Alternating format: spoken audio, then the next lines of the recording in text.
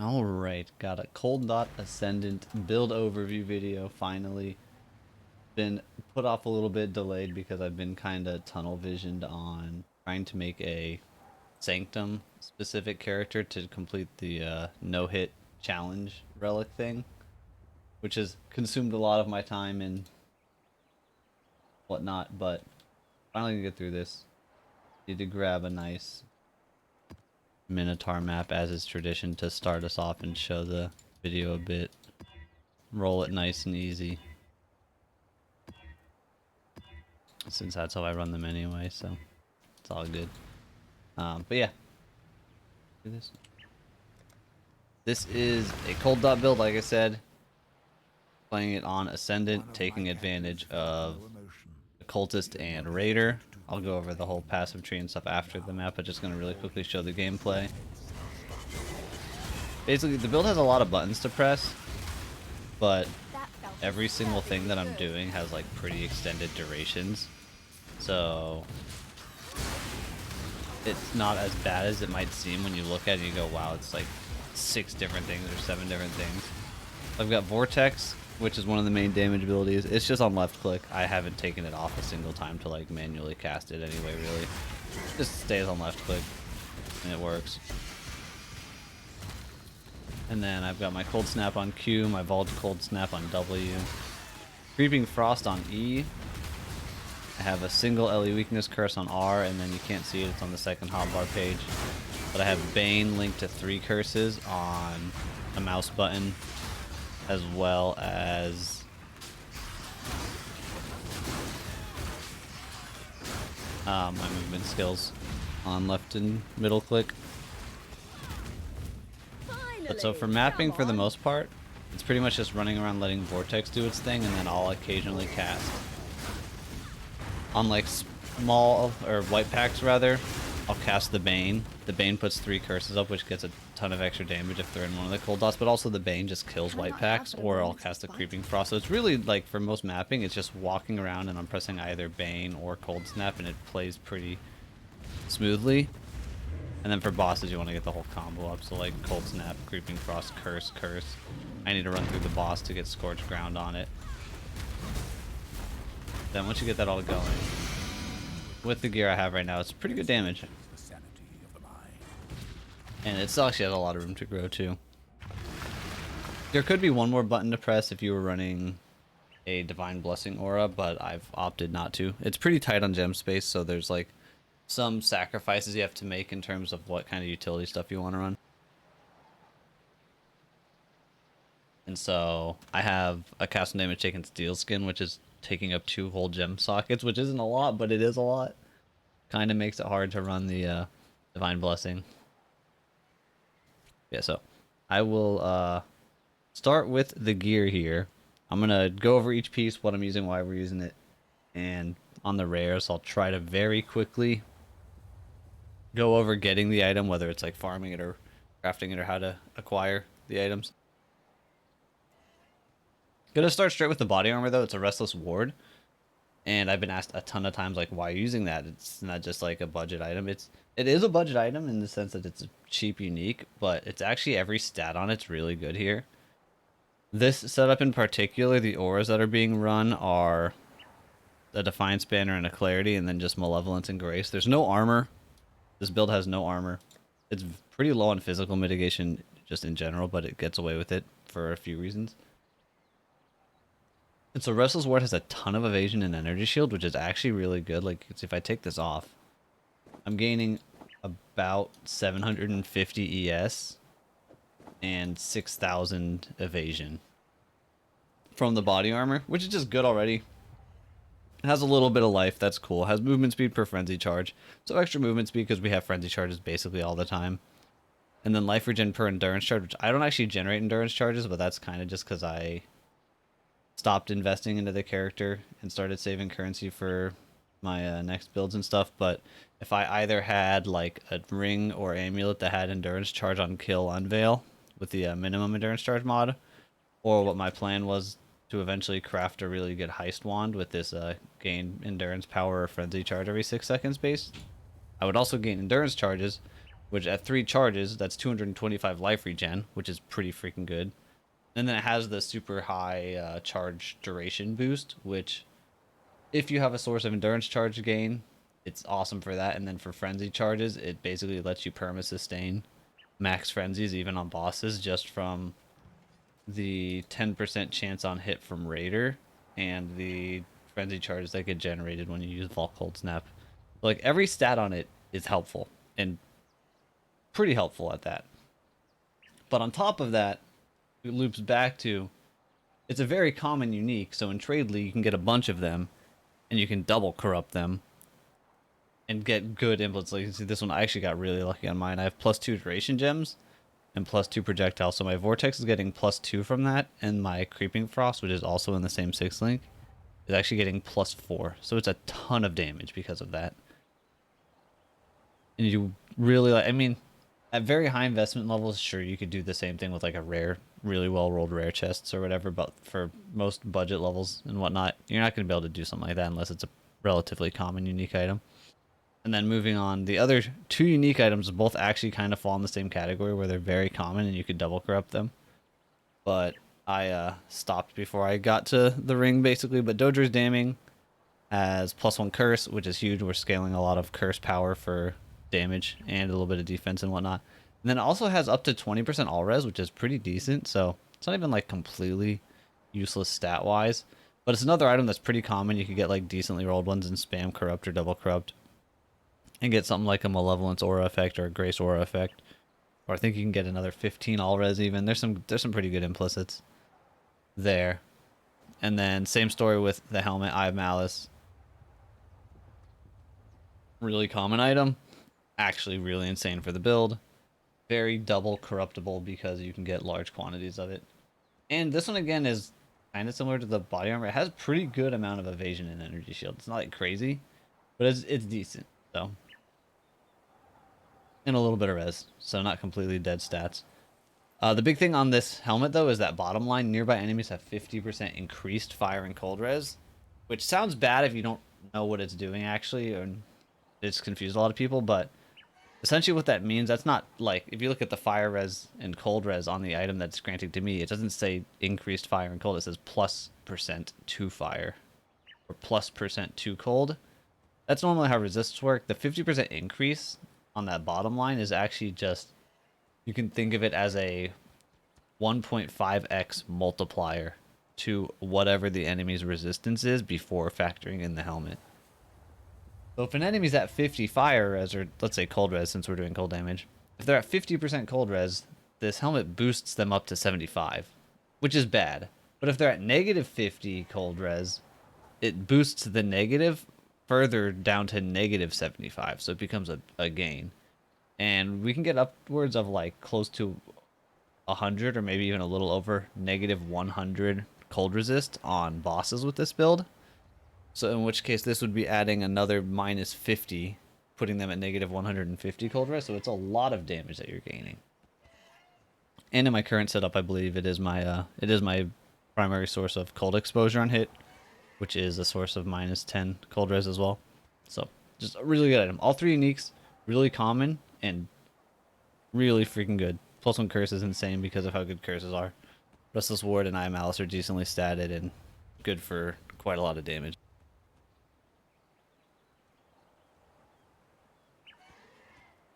Starting with the rares though, we'll go to the weapon first.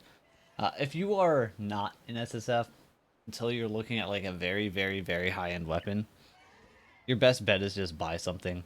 Crafting cold dot weapons is a pain until you get a like fractured +1 cold spells base, I think. And that's much higher investment. So I have like an okay weapon. It's not anything crazy. It's +1 with multi and 1 open prefix. It's really not anything special. I was gonna try to make a heist base, but I never really got around to investing enough to get like a fractured base, and crafting without that would suck.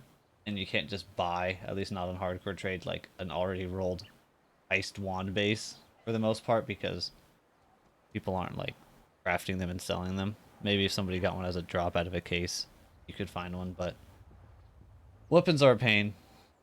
If you really wanted to have to craft one, and you didn't have a fractured base, your best bet would be like Essences of Woe, and then just kind of hoping that you hit something else useful, like either +1 or a DoT multi, or maybe doing the DoT or the +1 vendor recipe, which is taking 40% quality worth of gems with a cold tag, which is up at the top on the gem description. You vendor that plus, I believe, I'm gonna double check this. Oh, I don't have more. Yes, I do. The wand has to be unrolled. I think it's just the wand plus the gems. Yeah, so you can see that +1 cold is an option. Again, it's not great either. Crafting for cold DoT weapons kind of sucks unless you can get a +1 cold fracture.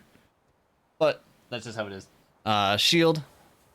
I got mine from Rog. Rog is just good for shields in general, but otherwise, just spamming essences or maybe caster reforges on harvest or whatever. I would say you definitely want to get either spell damage or +1 as one of your prefixes, and then ideally some good life. Mine's low on life, but I got really high juiced up resistances and a ton of spell damage. And a pretty good flat ES roll, even though the shield base itself is a pretty low ES shield. Good spot for some damage, good spot for a lot of res. And not too much else going on there. Amulet, +1 cold spells with some life.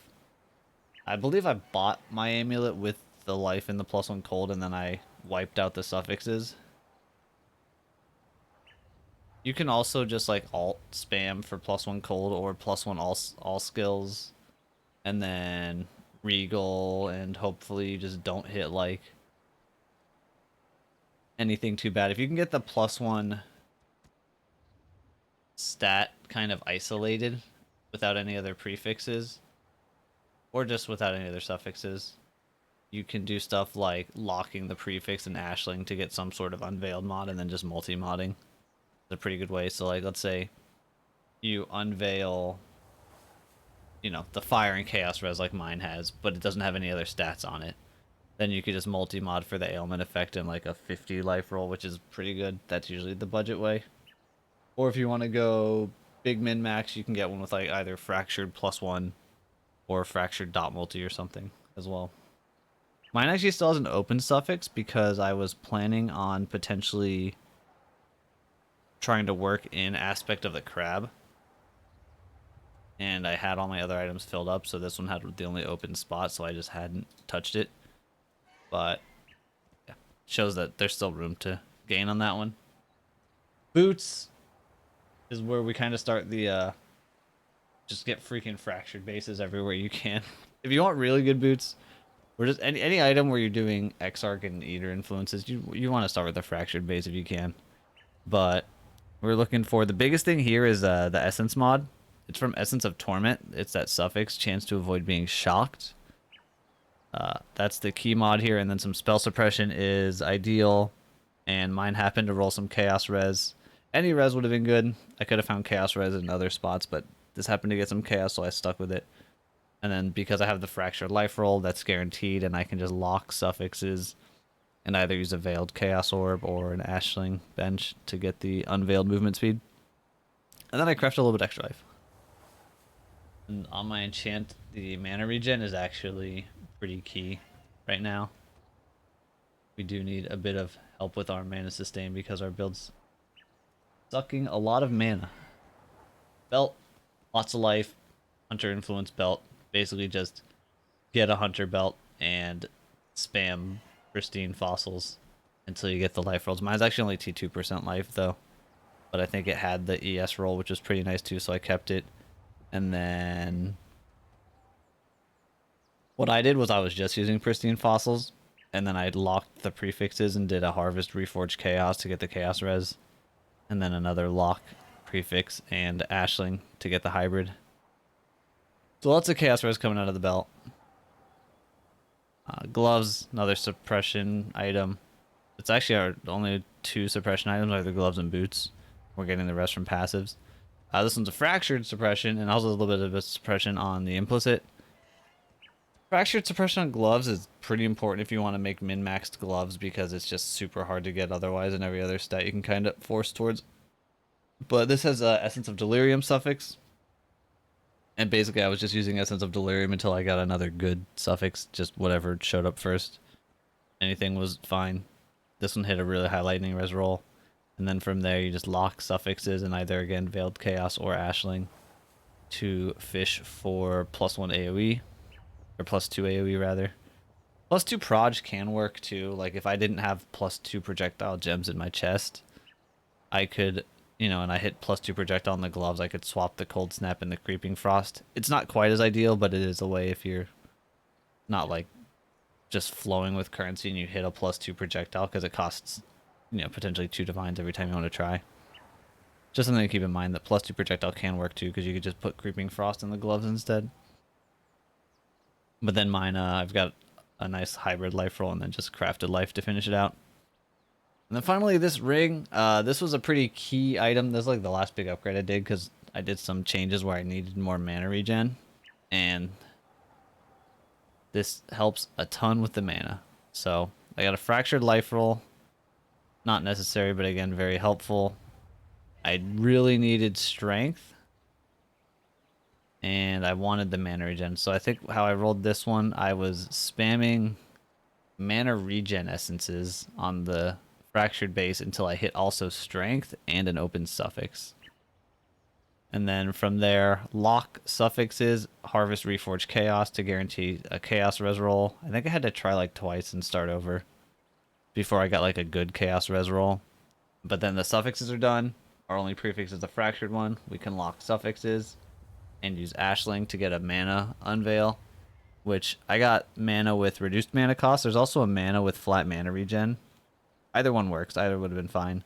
And then finish it off with benchcrafted minus cost. So basically 3 mana related rolls on this, which helps a ton because it's also got the life and mana modifiers catalyst on it. That's all the main gear. What's in here? Oh yeah, actually no, that's not all the main gear because this Abyss Jewel in the belt is actually really important too. It has 44% chance to avoid being shocked, which in combination with the 56% on my boots makes 100% chance to avoid being shocked. And then I've also got some really nice other stats with life and mana and cast speed.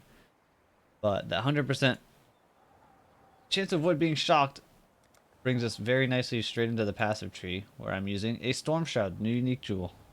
Modifiers to chance to avoid being shocked apply to all elemental ailments, so since I have 100% chance to avoid being shocked, I now have 100% chance to avoid ignite, chill, freeze, shock, and also all the alternate ailments like scorch, brittle, sap that aren't listed in here. So really, really good that basically from one jewel and then an abyss jewel mod and a boot suffix, we get full ailment immunity, just like that easy. Now, while my gear is good, this is kind of where the build really starts to hit some more min-maxing, and cost starts shooting up here on the tree a little bit because there's an unnatural instinct sitting here, mostly. But this is kind of one of the big reasons to play Scion. I don't know exactly how Scion stacks up against the other Ascendancies in terms of like what's the just best for Cold DoT or whatever. But one of the big advantages to Scion builds in general a lot of the time is higher investment stuff with things like Unnatural Instinct because of the Scion starting area and because of the extra passives you get from your Ascendancy, extra passive points to spend. So, here's what's going on here. I'm jumping out one Scion start point, putting an Unnatural Instinct over here. This Unnatural Instinct gets us a bunch of AoE, it gets a good bit of cast speed, a little bit of spell damage, a bunch of mana, a little bit of life regen, a little bit of duration, and some random curse nonsense. And then also going down out the bottom of Ascendant and putting this bottom one a Militant Faith, which don't care what keystone it gives, don't care about the roll on it other than I actually don't really want it to change any notables. We care about the 2 per 10 devotion lines at the bottom, which those are locked in on drop. You can't divine and change this. If I divine this, it'll still keep them. The one I have has just a ton of damage. I'm getting increased area damage and increased elemental damage per 10 devotion. And unlike most dots, area damage does actually scale the cold dot skills because they are ground effects, which means that they are eligible to be scaled by area damage.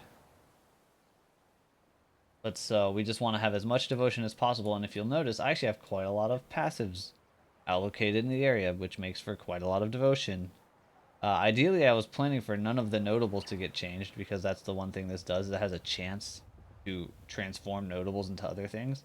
But my skill duration notable got transformed into 5 fizz reduction while you have at least 150 devotion, which we do have.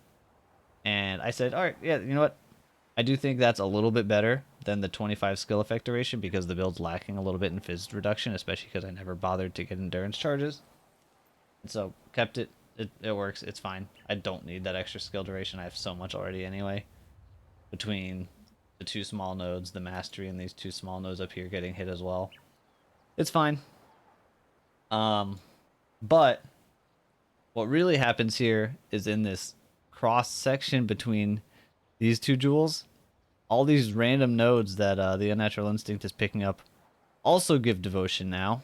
So a ton more devotion from all of that. And then there seems to be a bug.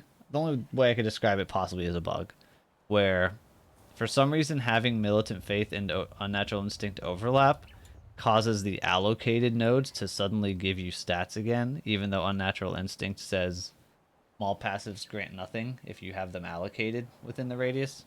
Like if I take this jewel out, when I mouse over these, you see no stats. When I put this back in, they get all their stats back and they get the +5 devotion. So there's like an extra +20 devotion just randomly getting added in, and a small amount of life regen and flat HP that the build probably shouldn't have, but seems to just be benefiting from slightly.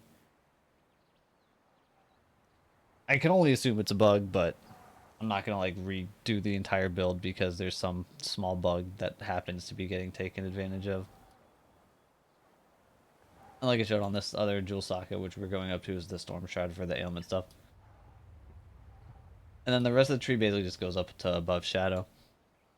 Got a couple of rare jewels for just some damage. Aura stuff. I've actually got Wind Dancer, which I was pretty skeptical about, but I think it works really well. It gives you that fizz mitigation, especially for if you're doing bosses. Those like random one big slam hits from fizz damage. If you haven't been hit recently, which because we have a lot of evasion and everything moves very slowly, you're not really getting hit very often. So I think it's actually very worthwhile in this setup in particular. It has worked out great. And then we go up through Shadow. Get just regular elemental stuff. Leaf Shade, which is just really good when you have elemental immunity. And a whole bunch of curse stuff. So we've got more aura stuff, some AoE, ghost shrouds. But then +1 curse, and I actually go up the right side here, even though like if I went up the middle, it's 1 point saved. But going up the right side gives you an extra bit of curse effect. And this AoE of Hex skills also makes your Bane larger, which is kind of nice. More curse effect over here. And on this Cold Mastery as well, there's 15% curse effect for enemies in your chilling areas. All in all, I think it amounts to, when you also factor in the Ascendancy, 15% or 10% from Occultist, like 55% increased curse effect or something, which is really good because we're running 4 curses. And speaking on the Ascendancy, it's Occultist and Raider. I have the Path of the Witch as the last bit. It doesn't matter. I'm not taking advantage of it. So it could be Path of the Witch or Path of the Ranger. Wouldn't really change anything. We just need that 2 passive points that it comes with. Which gives us our +1 curse, gives curse effect. And then the bottom 2, the ES regen per second and can't be stunned while you have energy shield, is like a pseudo stun immunity where if you're getting hit a bunch, in between each hit, you're regenerating a very, very small amount of energy shield because of the ES regen, which means on the next hit, you have energy shield, so you can't be stunned by it. Basically, unless you're taken to 0 energy shield from a DoT, you are effectively like stun immune. If you get a DoT that brings you down and you're actually degenning below, 0 ES. Then you can get stunned and it could get dangerous. But I think it's reliable enough. I don't have anything else besides that to deal with stun, and I've been fine with it. And then Raiders just like super good on almost every Ascendant option. Just tons of utility and value. 20 spell suppression, 10 movement speed. Onslaught when at full frenzies, which again with this build we have full frenzies a lot. And gives you a little bit of frenzy sustain. And then the perma phasing with this in particular, because of how we play it, is really nice. Like when you're just running through maps, left click held down, dropping these, just being able to run through is really good, especially in combination with the Scorched Ground from boots on bosses. If you don't have phasing on a boss and you're trying to put Scorched Ground and your character does like a little path around them, like it does on these NPCs, it's very awkward, but when you can run through, it's nice. That's the whole passive tree, and then I think the last thing left would be my choice on gem setup. Well, I guess there's also flasks, real quickly. I'm running 2 life flasks. It's not needed. The reason I have a second one is to get the curse removal mod, mostly. Because when I cast Bane and a mob or a blue pack has like Hex Reflect or whatever the modifier is called, it reflects all the curses back to you. I'm hitting myself with a really juiced up Frostbite, Punishment, and Enfeeble. I just want to hit the life flask and get rid of those curses off myself, basically. But I could switch it out. And you can map with the Witchbane new jewel. That makes you basically curse immune for mapping. It works well. But as far as another utility flask, there's not a ton to gain anyway. We're not going to run an armor flask. You could run like an individual elemental resist flask, or like just pick some unique flask. Maybe you're rich and lucky and you have a Uber Awaken or Explode flask, then it would be great. But yeah, nothing too important on the flasks. Taste of Hate's just really good for physical mitigation, since again we don't have armor. Like a Granite Flask wouldn't do much. The Fizz taking us cold is just really nice. But yeah. Gems. Gems and gems. So, it's pretty tight on gem space, like I mentioned kind of towards the start. I've got my Castle Damage taken Steel Skin, good defense value, can't do Molten Shell because we don't have armor. And then a Malevolence in the weapon. Helmet has my Defiance banner, my shield charged with faster attacks, and my Grace. Just some more space for auras, mostly. Shield, I've got Flame Dash with the self-casted Ellie weakness. And my low-level Clarity to help with mana problems. Boots has the Bane setup, which has the other 3 curses, the Enfeeble, the Punishment, the Frostbite. And then Gloves have Cold Snap, which has mainly Bone Chill is the main thing. And then just regular damage supports. Bone Chill for the debuff. And the body armor has Vortex plus Creeping Frost. And just damage. Big thing in here is Awakened Ellie Focus is really good, because at level 5 you get +1 to the main skill, so it's a huge damage boost. And then I'm actually running my Arcane Surge in my 6 link, which one is because it actually is pretty good, because not all of my damage is from this. It's getting a bit of extra damage for the Cold Snap, because if I was running the Arcane Surge on like the Flame Dash, it would be very low level. It'd be like 11 or 12% more damage on the buff. Instead, it's 19% more. My gem's only level 17 right now, because it's getting +2 from the implicit, so it's boosted up to 19.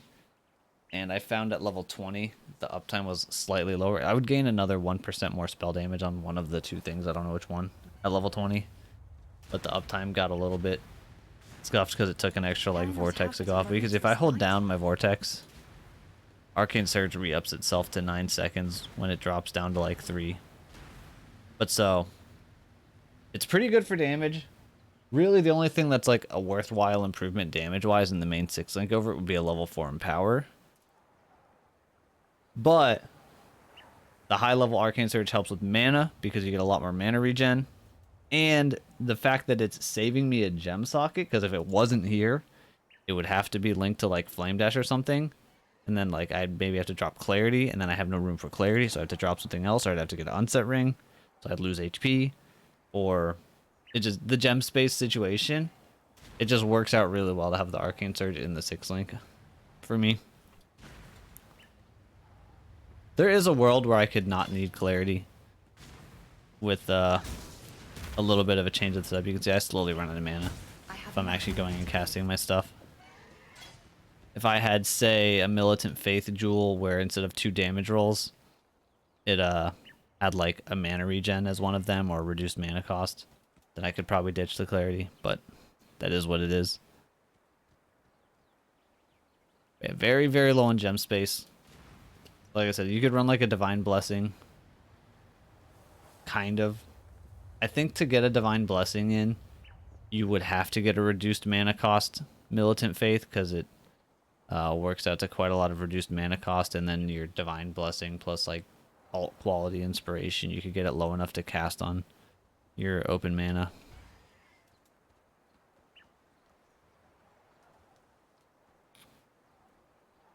Which, oh yeah. Probably worth showing the actual devotion number here. With this Militant Faith. I kind of hyped it up. We're sitting at an absolutely absurd 270 devotion. So if you want to know what this jewel is doing for me, it's giving 8% increased damage per 10 devotion. And I have 270 devotion. So you just take a quick 27 times 8. And that's how much increased damage I'm getting from this one jewel. It's a crazy combination with the Unnatural Instinct up above it. But yeah, I think that about covers the whole build. That is the end game Cold Dot Ascendant setup that I have been running. I have not done any Uber bosses. I don't think my character in particular is well enough set up for Uber bosses. I'm sitting at around, I think, 6 to 6.5 million boss DPS on average. And I don't have any special elemental mitigation. I'm only at 75 all res. And so I don't think I have quite... I would need a bit more defense or a bit more damage, which you can do. And if you want to see a much more min-maxed version, I would recommend checking out Dan's character. I'll link Dan's profile if anybody wants to look at his more min-maxed setup, because he's done a lot more investment into the build, and it's also where I basically drew inspiration, aka copied the majority of the build from when I first started it. But it's definitely uber capable. It's not the best for hardcore because, again, I think you're going to be a little bit squishy. You're not going to have a lot of room for error. In softcore, it's probably a fantastic uber farmer. And it's just a really solid build all around. I think does pretty well in Sanctum because everything gets slowed all the time, so it's pretty easy to dodge attacks. Not great for no-hit Sanctum unless you really, really ramp the damage up to absurd amounts, but I think that's the case for just about every build right now. If you want to do a no-hit Sanctum, if you get that unique relic, you kind of just need something that does insane damage.